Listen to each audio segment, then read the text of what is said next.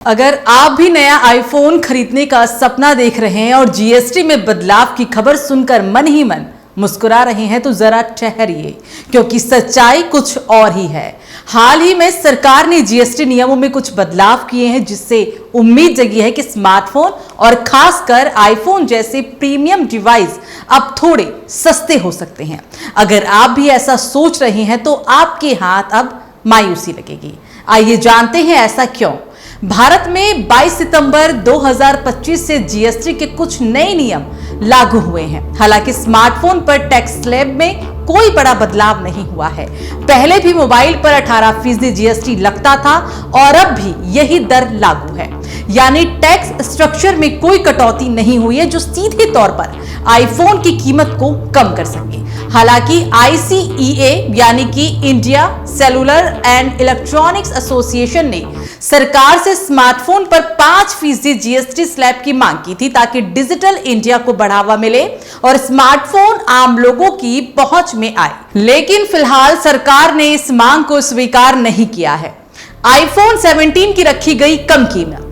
Apple ने iPhone 17, iPhone 17 air, iPhone 17 pro और iPhone 17 pro max को 9 सितंबर 2025 को लॉन्च करेगी। इंटरनेशनल मार्केट में इनकी कीमतें AWE ड्रॉपिंग बताई जा रही है, यानी कि फीचर्स के हिसाब से कीमतें वाजिब है। भारत में आईफोन 17 की ये कीमतें हो सकती है। IPhone 17 89,000, iPhone 17 air 89,990, iPhone 17 pro 1,34,999, iPhone 17 pro max 1,64,990।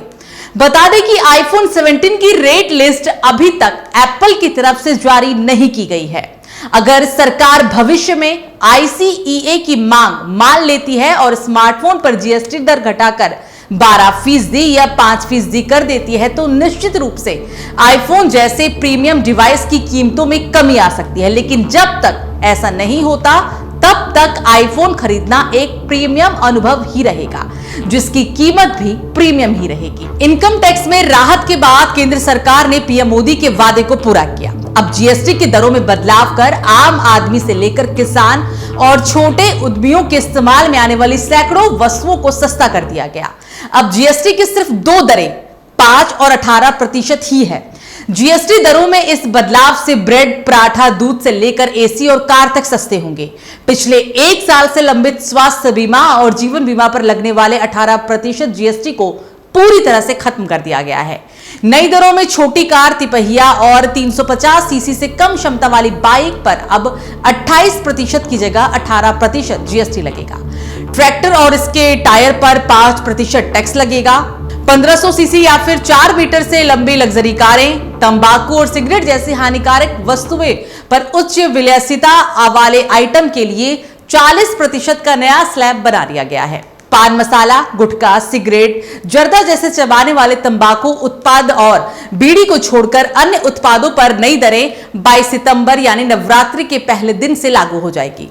कई सेवाओं की दरों में भी बदलाव किया गया है, जैसे कि अब होटल में ठहरना और भी सस्ता होगा। जीएसटी दरों में इतनी बड़ी राहत से सरकार के जीएसटी राजस्व में सालाना 47,700 करोड़ रुपए की कमी का भी अनुमान लगाया गया है। लेकिन स्मार्टफोन, विशेष रूप से आईफोन जैसे प्रीमियम डिवाइस की कीमतों में इसका कोई सीधा फायदा नहीं मिलेगा। स्मार्टफोन अभी 18% जीएसटी स्लैब में ही आते हैं और आईसीए द्वारा प्रस्तावित 5% जीएसटी की मांग पर सरकार ने फिलहाल कोई भी सकारात्मक संकेत नहीं दिए हैं। आईफोन 17 सीरीज की संभावित कीमतें भारत में अभी तक प्रीमियम स्तर पर ही है और जब तक सरकार स्मार्टफोन पर टैक्स दरों में कटौती नहीं करती तब तक ये डिवाइस डिजिटल इंडिया की पहुंच से बाहर ही रहेंगे, खासकर आम जनता के लिए।